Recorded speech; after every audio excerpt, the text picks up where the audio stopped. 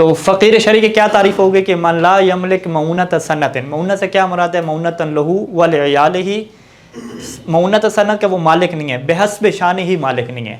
اب بحسب شانی کا جو مالک ہے وہ فعلاً مالک نہیں ہے، یا کیا ہے قوتاً بالقوہ کیا ہے اس کا مالک نہیں ہے، ٹھیک ہے جی۔ اس کی وضاحت کیا ہے جی؟ اس کی وضاحت یہ ہے کہ ایک تو اس میں ہمیں یہ وضاحت کرنی ہے حسب شانی ہی کی، ہم نے کیا وضاحت کرنی ہے، ٹھیک ہے۔ دوسری ہم نے فعلاً کی وضاحت کرنی ہے، اور تیسری کیا ہے ہم نے قوتاً کی کیا کرنی ہے، وضاحت کرنی ہے۔ باقی تو کیا واضح ہے، ٹھیک ہے جی۔ اچھا جی، بحسب شانی کا کیا مطلب ہوتا ہے کہ معاشرے میں جو اس کی اجتماعی حیثیت ہے، ٹھیک ہے، اس کو عربی زبان میں المکانۃ الاجتماعیہ سے تعبیر کیا جاتا ہے، المکانۃ الاجتماعیہ، اجتماع یعنی وہ جو معاشرے میں رہ رہا ہے بندہ، جس جگہ پہ رہ رہا ہے، یعنی جس جگہ پہ وہ بندہ رہ رہا ہے وہاں پہ اگر دیکھا جائے تو اس کی کیا حیثیت بنتی ہے اور مقام اس کا کیا بنتا ہے، وہاں پہ کیا جو ہے وہ چل رہا ہے اسٹینڈرڈ، ٹھیک ہے۔ یعنی وہاں پہ سب جو ہے وہ کیا ہے، کچھے پہن کے گھوم رہے ہیں اور پرانے جوتے پہن کے گھومتے ہیں، کیا سسٹم ہے وہاں پہ؟ وہاں پہ آپ کہیں کہ سب اچھے کپڑے پہنتے ہیں، اس طرح کے کپڑے وہاں پہ پہنے جاتے ہیں، اس طرح کی جو ہے وہ موٹر سائیکل فرض کریں وہاں پہ ان کے پاس ہے، کھانے پینے کے یہ حالات ہیں، اس طرح کے گھر وہاں پہ بنائے جاتے ہیں، جس طرح عام ایک انسان محلے میں کیا رہ رہا ہوتا ہے۔ تو عام ایک رجحان کیا چل رہا ہے معاشرے میں، ان کے رشتہ داروں کا، ان کا اپنا، وہ کیا ہوتا ہے، ایک سٹینڈرڈ بنتا ہے معاشرے کا، ٹھیک ہے۔ اب وہ مڈل کلاس میں رہنے والا ہے تو وہ مڈل سٹینڈرڈ ہوگا، ہائی سٹینڈرڈ میں رہنے والا ہے اپنے اعتبار سے ان کا ایک ہائی سٹینڈرڈ ہوگا، ہر جو ہے وہ علاقے کا اور ہر جو محلے کا سٹینڈرڈ ہے وہ کیا بنے گا، الگ الگ بنے گا۔ تو شریعت نے ویسے سٹینڈرڈ کو اہمیت نہیں دی، لیکن فقہی طور پہ اس کا کیا پڑتا ہے، اثر پڑتا ہے کہ آپ جو ہے وہ کس سٹینڈرڈ اور کس حیثیت کے کیا ہیں مالک ہیں، اور کیا آپ کی معاشرے میں حیثیت ہے۔ تو فقیر کسے کہتے ہیں کہ جو اپنی معاشرتی حیثیت کے مطابق خرچہ نہ رکھتا ہو، اپنے پورے سال کا خرچہ نہ رکھتا ہو بالفعل۔ آپ کہیں پورے سال کا خرچہ کیا مطلب؟ پورے سال میں تو اس کا 10 لاکھ خرچہ ہوتا ہے، تو ابھی 10 لاکھ تو کسی کے پاس نہیں ہوتے، ٹھیک ہے۔ ہم کہیں گے ہاں بالفعل اگر 10 لاکھ اس کے پاس نہیں ہے تو یہ کیا ہو جائے گا، فقیر ہو جائے گا۔ لیکن آگے آپ کیا کہیں گے کہ 10 لاکھ بالفعل نہ ہو یا بالقوہ نہ ہو۔ بالقوہ کیا مطلب کہ ابھی تو 10 لاکھ نہیں ہے، لیکن اگر یہ بندہ مہینہ کام کرتا رہے، ہر مہینے اس کی کیا آ رہی ہے، تنخواہ آ رہی ہے، تو یہ بالقوہ اس کے پاس موجود ہیں، ٹھیک ہے۔ اس کی نوکری لگی ہوئی ہے، یہ کام کرتا ہے، مہینے کے اس کے پاس پیسے آ رہے ہوتے ہیں، تو اس سے ہم کیا کہتے ہیں کہ یہ بندہ اپنے سال کے اخراجات پورے کر سکتا ہے۔ اگرچہ بالفعل اس کے پاس نہیں ہے پریکٹیکل طور پہ کہ ابھی یہ اسے کہیں کہ 2 مہینوں کا آپ ایڈوانس خرچہ دے دیں دکاندار کو یا کسی کو دے دیں، وہ نہیں دے سکتا، لیکن یہ ہر مہینے اس کے پاس اتنا پیسہ آ جاتا ہے جو عام طور پہ چل رہا ہوتا ہے۔ یعنی عام طور پہ جو ہمارے ہاں چلتے ہیں وہ بالقوہ کے اعتبار سے چلیں گے کہ ان کا ایسا کام کہا جائے کہ جس میں وہ کماتے رہتے ہیں پیسہ، ان کے پاس پیسہ آتا رہتا ہے، تو انہیں کیا کہا جاتا ہے کہ ان کا پورا سال کیا ہے، ان کی حیثیت کے مطابق گزر سکتا ہے، اور اس میں کیا ہے کوئی پرابلم نہیں ہے، ٹھیک ہے۔ یہاں تک واضح ہے انشاءاللہ بات۔ اب جو ہے وہ اس کی مختلف صورتیں ہم بناتے ہیں اور اس کو کیا کھولتے ہیں۔ سب سے ایک مثالیں، یعنی مختلف مثالیں دی ہیں۔ سب سے پہلے آپ ایک مثال لیں، تاجر کی مثال لیتے ہیں، ٹھیک ہے جی۔ کیا تاجر لکھ دیا، تاجر، بزنس مین۔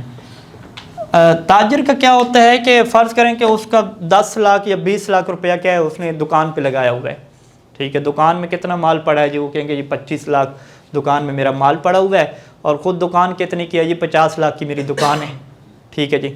تو کتنا ہو گیا، یہ 75 لاکھ اس کے پاس ہو گیا۔ اب آپ اس سے کہیں کہ بھی 75 لاکھ تو آپ مالک ہیں، 75 لاکھ ماشاءاللہ آپ کے پاس کیا ہے، موجود ہے۔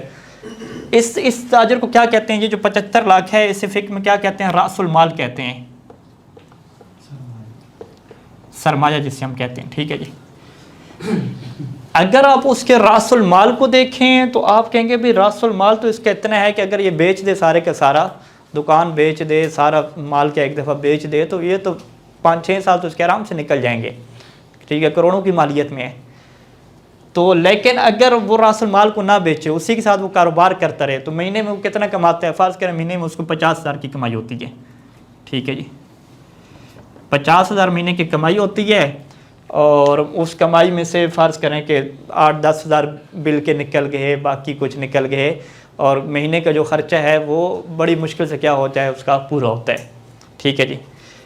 اب اس بندے کو کیا دیکھیں کہ راس المال کے اعتبار سے دیکھیں تو کروڑوں کا مالک ہے، لاکھوں کا مالک ہے، لیکن اس سے جو منتھلی آمدن ہے اس کی تنخواہیں وغیرہ نکال کے لوگوں کی 50,000 بچتی ہے، اور 50,000 میں اس کے جو گھر کے اخراجات ہیں اس کے اپنے سٹینڈرڈ کے مطابق وہ بھی کیا پورے نہیں ہو پاتے، ٹھیک ہے جی، وہ بھی مشکل سے کیا وہ پورے کرتا ہے، اور اس میں بھی کیا ہے وہ حالانکہ معاشرے میں اس کی حیثیت بڑی ہے، اس کو پاس کیا ہے اچھا موٹر سائیکل وغیرہ ہونا چاہیے، تو وہ ابھی تک سائیکل پہ ہے فرض کریں، ٹھیک ہے، بچوں کو اچھے اسکول میں پڑھانا چاہیے، اچھے اسکول میں نہیں پڑھا پا رہا، باقی گھر کا جو ٹائم ٹیبل ہے وہ بھی اچھے طریقے سے نہیں رکھ پا رہا، تو اسے کیا کہتے ہیں کہ جو اس کا ربا آ رہا ہے، ٹھیک ہے، راس المال کو دیکھیں تو وہ تو سالوں کے خرچے ہیں، لیکن جو ربا اور پرافٹ ہے اس کا جو منتھلی اس کی کمائی ہو رہی ہے ربا،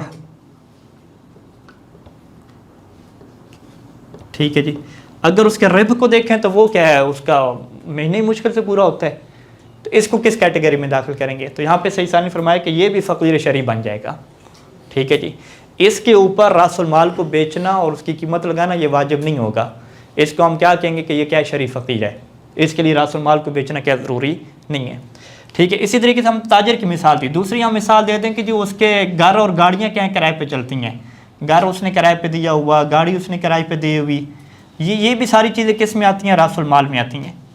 یعنی فرض کریں کہ ایک طالب علم ہے، اس کے کیا ہے 2 گھر ایجار پہ اس نے دیے ہوئے ہیں، ٹھیک ہے، آپ کہتے ہیں ماشاءاللہ یہ طالب علم کے 3 گھر ہیں جی، ایک گھر میں خود رہتا ہے، 2 گھر اس نے کرائے پہ چڑھائے ہوئے ہیں، ٹھیک ہے، تو یہ تو کیا ہونا چاہیے معاشرے میں، کیا یہ تو بڑا پیسے والا امیر ہے، ابو الفلوس ہے، غنی ہے، ٹھیک ہے، حالانکہ جو 2 گھروں کا اس کے پاس ایجار آتا ہے فرض کریں نجف کے مطابق وہ 4 لاکھ اس کا بنتا ہے، 4.5 لاکھ بنتا ہے، 4.5 لاکھ میں اس کا گھر کا خرچہ جو ہے وہ مشکل سے پورا ہوتا ہے، ٹھیک ہے، تو اب یہ کیا کہلائے گا؟ یہ بھی کس میں چلا جائے گا؟ فقیر شرعی میں چلا جائے گا۔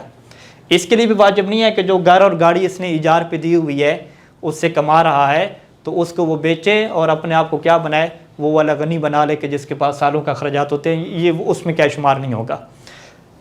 تو لہٰذا ہم نے کیا ہے راس المال کو نہیں دیکھنا، راس المال سے ہٹ کے یہ دیکھنا ہے کہ اس کو آمدن کتنی ہو رہی ہے، اور وہ آمدن کیا اس کی حیثیت کے مطابق پوری صحیح طریقے سے ہو رہی ہے یا پوری نہیں ہو رہی ہے۔ اگر وہ صحیح طریقے سے پوری نہیں ہو رہی ہے اس کی شان کے مطابق تو وہ کس میں جائے گا؟ فقیر شرعی میں جائے گا، اور اگر وہ اس کی حیثیت میں پوری ہو رہی ہے تو وہ کس میں جائے گا؟ غنی میں جائے گا۔ یہ 2 مثالیں ہوگی۔ تیسری مثال وہ دے دیتے ہیں کہ خود جو اس کے گھر اور کپڑے دیکھیں، یہ تو گھر وغیرہ تھا راس المال والا، ایک ہے اس کا اپنا معونہ دیکھیں، معونہ میں کیا ہے کہ اس کا اپنا گھر، اس کی اپنی گاڑی، اس کے گھر کا اے سی، فریج، یہ ساری چیزیں آپ نوٹ کریں، ٹھیک ہے، لیکن آپ نے گھر اس کا دیکھا 3-4 کمرے، پنکھے عالی شان، فریج، اے سی، سب کچھ چیزیں موجود ہیں، آپ نے سب کا حساب لگایا تو 1 کروڑ بن گیا۔ آپ نے بھائی گھر آپ کا 60 لاکھ کا ہے، باقی جو اندر چیزیں پڑی ہوئی ہیں وہ 40 لاکھ کی ہیں، گاڑی آپ کی 20 لاکھ کی کھڑی ہوئی ہے، یہ ساری چیزیں ہیں۔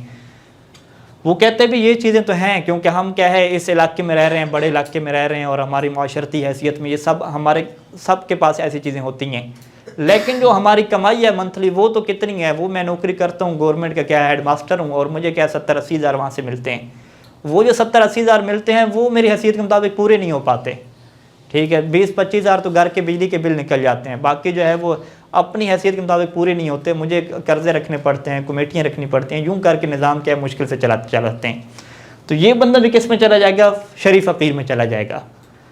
اب یہاں پہ یہ بحث ہوتی ہے کہ کیا اس کے لیے ضروری ہے کہ وہ اپنی گھر گاڑی بیچے، ٹھیک ہے، یہ ضروری نہیں ہے، تو اس کی 2 صورتیں بناتے ہیں کہ اگر یہ جو اس کے پاس سامان وغیرہ ہے یہ بحسب شان ہی ہے، بحسب شانی کیا مطلب کہ جس معاشرے میں وہ رہ رہا ہے، جس فیملی کا وہ ممبر ہے، اس میں یہ چیزیں حسب شانی استعمال ہوتی ہیں، رکھی جاتی ہیں یہ چیزیں، تو پھر ان چیزوں کو بیچنا ضروری نہیں ہوگا، اور یہ کس میں رہے گا؟ شرعی فقیر میں رہے گا۔ اور اگر آپ کہتے ہیں کہ نہیں جی یہ بحسب شانی نہیں ہے، ٹھیک ہے جی، یہ بحسب شانی ہی نہیں ہے بلکہ اس کی شان اور حیثیت سے بڑھ کے ہیں، لوگ کیا کہتے ہیں کہ یہ تو موجے مار رہا ہے بھائی، ٹھیک ہے، اس نے اتنی بڑی گاڑی رکھی ہوئی ہے، یہ ہے وہ ہے، تو اب جو چیزیں حسب شانی ہی سے بڑھ کے ہوں گی ان کا کیا ہے قیمت لگائیں گے، اگر ان کی قیمت بیچا جائے ان کو اور اس کے مہینے کے اخراجات آرام سے پورے ہو سکتے ہیں تو پھر یہ کس میں آ جائے گا؟ غنی میں آ جائے گا، لیکن اگر جو بحسب شانی سے بڑھ کے ہیں اگر ان چیزوں کو بیچ بھی دے تو پھر بھی کیا یہ فقیر رہے گا، پھر بھی اس کی ضرورت کے مطابق اخراجات پورے نہیں ہو سکتے، تو پھر یہ کس میں رہے گا؟ فقیر میں رہے گا۔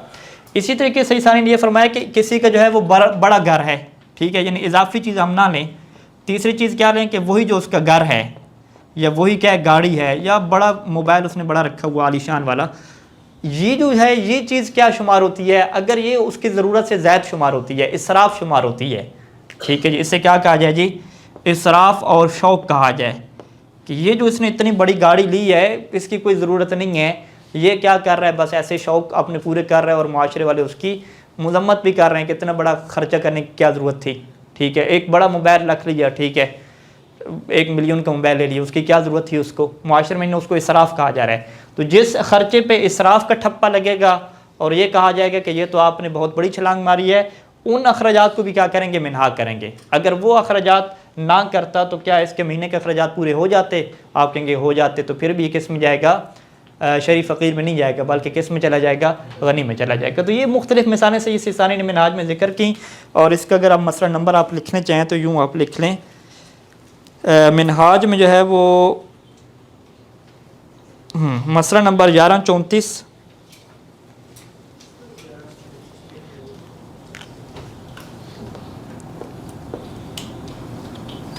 1134 نمبر مسئلہ ہے، اور 1135، ہاں یعنی یہ اکٹھے ہی ہیں، ٹھیک ہے۔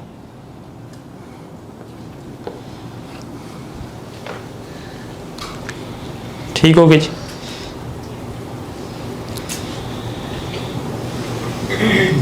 واضح ہوگی۔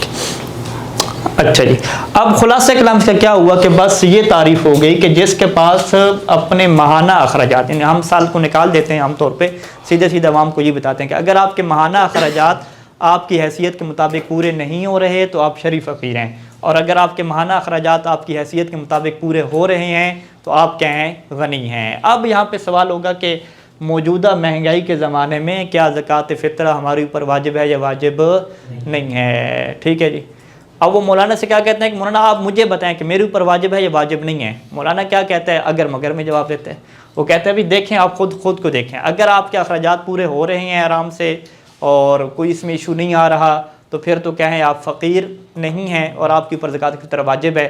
لیکن اگر آپ کے پاس ایشو اور مشکل پیش آ رہی ہے اور آپ کو کیا ہے اپنے ٹائم ٹیبل میں تبدیلی کر کے بہت زیادہ کیا ہے دال سبزی پہ آنا پڑ رہا ہے اور باقی چیزوں کو بھی قربان کرنا پڑ رہا ہے، تو اسے کیا کہتے ہیں کہ آپ اپنی حیثیت سے نیچے آ گئے ہیں، تو لہٰذا کیا ہے آپ فقیر ہو گئے ہیں۔ جب فقیر ہو گئے ہیں تو آپ کے اوپر کیا ہے زکوٰۃ فطرہ واجب نہیں ہوگا، بلکہ آپ الٹا کیا ہے زکوٰۃ لوگوں سے لے سکتے ہیں۔ تو اس کی تشخیص کس نے دینی ہے؟ ہر بندے نے خود دینی ہے، ٹھیک ہے۔ ہم کسی کو نہیں کہہ سکتے کہ تم کیا ہو کیا نہیں ہو، الا ہی کہ ہم تھوڑا اس بندے کو دیکھتے ہیں صحیح طریقے سے، پھر تشخیص کر سکتے ہیں۔ وہ کرنا مجھ سے کلی مسئلہ سمجھا دیں گے اور وہ اس کی تشخیص کیا کرے گا؟ خود کرے گا۔